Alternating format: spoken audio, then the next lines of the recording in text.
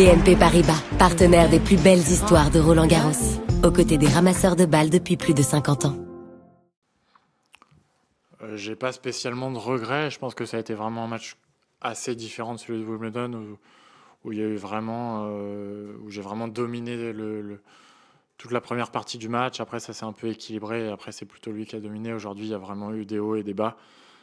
Chacun a eu le momentum un peu en sa faveur. On peut toujours regretter un coup droit raté, un revers raté, mais dans la globalité du match, je suis plutôt satisfait de ce que j'ai produit, de ce que j'avais en tête que de vouloir faire. J'ai plutôt appliqué mon plan, donc non, il n'y a pas énormément de regrets aujourd'hui.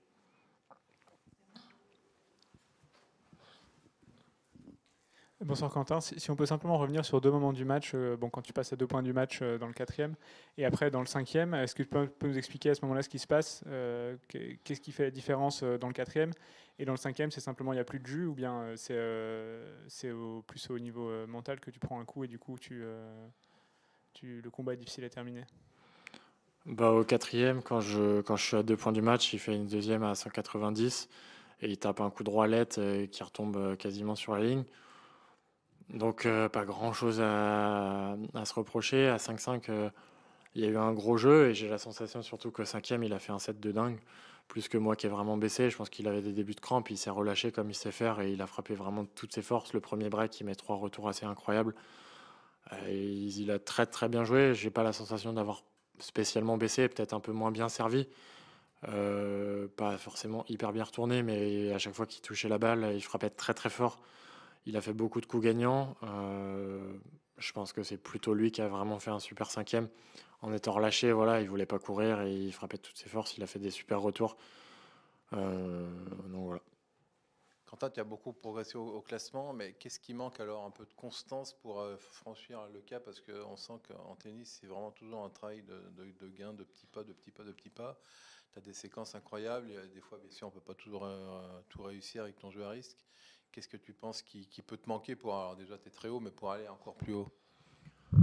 La même chose que dans mon jeu. En fait, faut se laisser aussi un peu du temps. On va pas, enfin, j'aimerais aller encore plus loin, mais voilà, c'est dans ce genre de match que j'apprends. On apprend forcément dans des défaites qui aujourd'hui sont très productives. Il y a plein de choses à retenir de ce genre de match. Il y en avait déjà beaucoup à Wimbledon. Je pense que j'ai réussi à m'en servir pour aujourd'hui me retrouver au troisième tour de Roland-Garros, lui poser énormément de problèmes, je pense, sur une surface qu'il apprécie un peu plus que le gazon.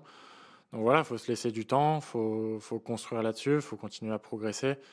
Et voilà, aujourd'hui, elle fait mal cette défaite, mais elle me sera constructive, bien s'en servir, bien la comprendre. Et tous ces petits détails, continuer à les bosser. Et voilà, je sais que la route, elle est encore longue. Je me sens capable encore de progresser. En tout cas, dans mon jeu, il y a plein d'aspects sur lesquels je peux encore m'améliorer. Et après, voilà, le classement, j'espère qu'il continuera de grimper. Mais en tout cas, moi, de mon côté, de ce que je peux maîtriser, il y a pas mal de petits points sur lesquels j'ai encore envie et besoin de progresser. Malgré ta défaite, c'est ta meilleure performance cette année à Roland. Qu'est-ce que tu retiens de cette quinzaine? Moi, c'est plutôt sur une septaine. Mais,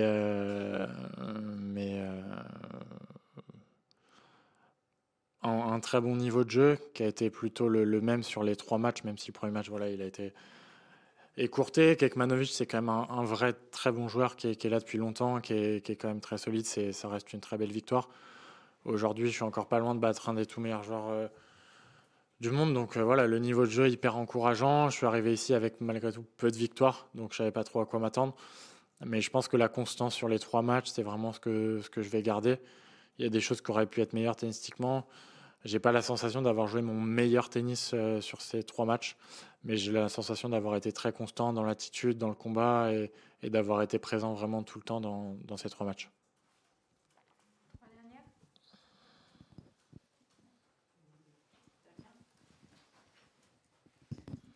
Dans le premier set, tu as été hyper opportuniste dans le bon sens du terme, parce que tu es le premier à avoir les balles de break et dès la deuxième, tu fais mouche et tu prends le set. Après, on a l'impression que le momentum a un peu shifté. Enfin, c'est plutôt justement Rune qui a réussi à être plus opportuniste. Comment tu l'expliques qu'il est mieux su saisir les occasions à partir du deuxième set globalement? Globalement, pendant les 2 premiers sets et demi, je retournais vraiment très très mal. Il y avait très peu de retours qui atterrissaient dans le terrain. J'ai eu du mal à me positionner au retour. Le premier set, c'est un petit hold-up. Je le prends sur un petit miracle. Mais après, il y a trop peu de retours, je l'inquiète pas assez, je le fais pas assez jouer. Et à partir de la fin du troisième, quand je débreak, là, c'est beaucoup mieux. Je pense que c'est ce qui lui donne un peu confiance, de voir que voilà, sur ses jeux de service, il est très tranquille et que je lui pose peu de problèmes. Et voilà, à partir du moment où d'un coup, j'arrive à retrouver un peu de longueur en retour, à mieux me positionner, à le faire plus jouer, là, il y a vraiment un gros combat qui se met en place. Et là, je commence vraiment à lui poser des vrais problèmes. Et je pense que ça passe pas loin. Et voilà, c'est peut-être ce qui m'a manqué, en tout cas au début, de mieux retourner, de mieux me placer, de mieux lire son service.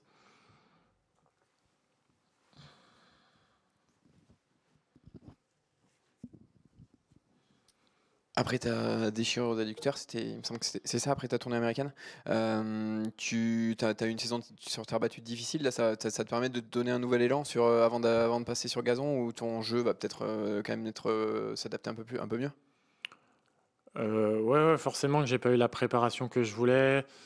Euh, j'ai été un peu pris de court parce que fallait aller à Miami, à Madrid parce que c'est un tournoi obligatoire.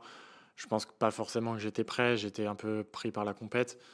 Donc voilà, j'étais pas forcément prêt, que ce soit physiquement, tennistiquement, j'ai eu beaucoup de mal à trouver mon rythme parce que je pense que je manquais de temps sur terre battue, de temps d'entraînement aussi. Maintenant, oui, finir sur une note comme ça, c'est vraiment cool. Après, j'ai la sensation que les conditions de jeu de Roland-Garros sont toujours un peu plus rapides que la plupart des autres tournois. C'est un tournoi où je me sens souvent bien, où j'ai souvent des bonnes sensations. Ça s'est confirmé encore cette année. Donc c'est cool. Et voilà, finir sur une bonne note, voilà, ce sera complètement différent sur gazon. Mais en tout cas, je repars avec beaucoup de confiance et je pense que ça va beaucoup m'aider sur les premiers tournois sur gazon, c'est sûr. Ça ne te concerne pas, mais on a vu Bruno qui a réussi à faire expulser quelqu'un. Mais je voulais juste savoir ton avis parce que lui dit qu'il ne peut pas y avoir une interaction entre un spectateur et un joueur, ce qu'on peut comprendre. Le spectateur lui a parlé directement à propos d'un jeu de service ou je ne sais quoi. Qu'est-ce que tu penses de ça, d'une interaction entre un spectateur et un joueur? Est-ce que toi, ça t'embêterait ou quel est ton avis là-dessus? Je dépends forcément de l'altercation. J'ai pas vu la scène. J'étais trop loin pour juger. Mais voilà, je pense faut qu'il y ait quand même une forme de respect. Les joueurs sont, j'ai la sensation plutôt tranquille avec le public. Alors voilà, il y en a certains qui sont plus nerveux que d'autres et ça fait malgré tout du bien aussi au tennis de voir les joueurs s'exprimer. Mais je pense que voilà, faut quand même respecter les joueurs. On n'est pas des animaux. On fait notre maximum. Parfois il y a des hauts, il y a des bas. J'ai la sensation que les paris sportifs font pas forcément du bien en ce moment, qu'on voit beaucoup de gens dans le public exprimer leurs émotions quand ils perdent leur pari. Malheureusement, nous, on n'est pas responsable de tout ça. Nous, on fait le maximum pour justement essayer de gagner, de produire des émotions aux joueurs. Donc je pense que le public aussi peut faire un peu mieux et que voilà, ce sera pour le mieux du sport et pour le mieux de tout le monde si la distance elle arrive à rester correcte et que chacun respecte ce que l'autre fait. Et je pense qu'il y a certains spectateurs qui malheureusement s'emportent de plus en plus. Et voilà, respecter que les joueurs, ils ont le droit aussi d'avoir des mauvaises journées, d'avoir des passages à vide, d'avoir plein de choses. Et j'ai la sensation qu'aujourd'hui, les gens l'oublient un peu, qu'on reste des humains et que voilà, tout reculé, 10e mondial, il passera à côté de certains matchs et qu'il va en perdre et que ça fait partie de la vie malgré tout.